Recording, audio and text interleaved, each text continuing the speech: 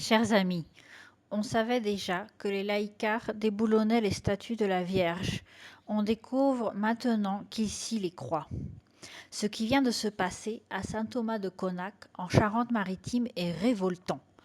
La croix ornant la grille du cimetière depuis 1871 a subitement disparu durant ce mois d'avril. Qui a fait le coup? Un groupuscule laïcard? Les antifas?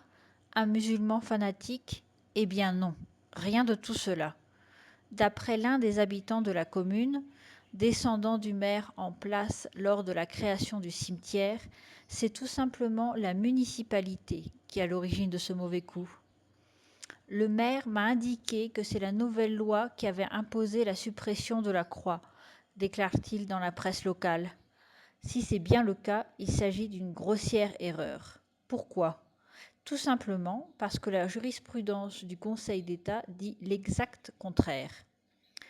En 2017, la plus haute juridiction de l'ordre administratif français a dit deux choses. Premièrement, qu'il n'était plus possible d'ériger de nouveaux signes religieux sur les bâtiments publics. Deuxièmement, que les signes religieux antérieurs à la loi de 1905 n'avaient pas à être retirés. La croix du cimetière de Saint-Thomas-de-Conac datant de 1871, elle entre bien sûr dans la catégorie des signes religieux antérieurs à 1905. La retirer sous prétexte que sa présence était contraire à la loi de 1905 est donc non seulement abusif, mais complètement fallacieux. Le plus sidérant dans l'affaire est que la mairie n'assume même pas publiquement le geste, préférant garder le silence. Bien sûr, les habitants de la commune sont furieux.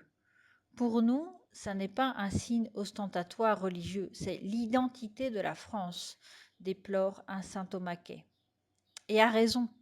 Comme les clochers et les calvaires, les croix qui ornent les cimetières font partie de notre patrimoine national.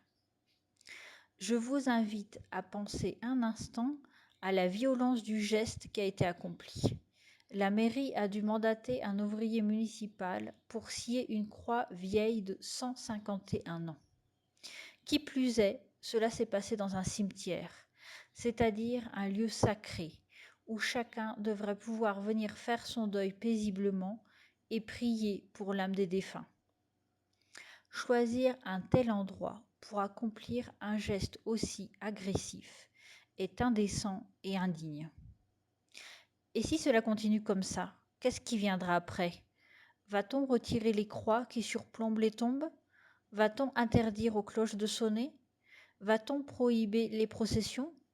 Va-t-on débaptiser les communes pour que Saint-Thomas-de-Conac devienne simplement Conac?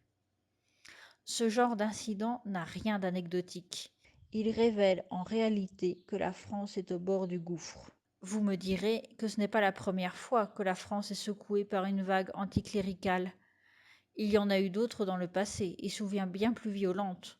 La Terreur, la Commune de Paris, la politique anticléricale d'Émile Combes au début du XXe siècle. Tout cela est vrai, mais à notre époque est différente sur deux points. Le premier, c'est la faiblesse numérique des chrétiens. Le deuxième, c'est la progression de l'islam qui profite de ce désert spirituel. La seule solution est donc de répondre immédiatement à chacune de ces agressions. Ne rien laisser passer et alerter les Français qui, même s'ils ne sont pas croyants, n'apprécient pas que l'on s'en prenne à notre patrimoine.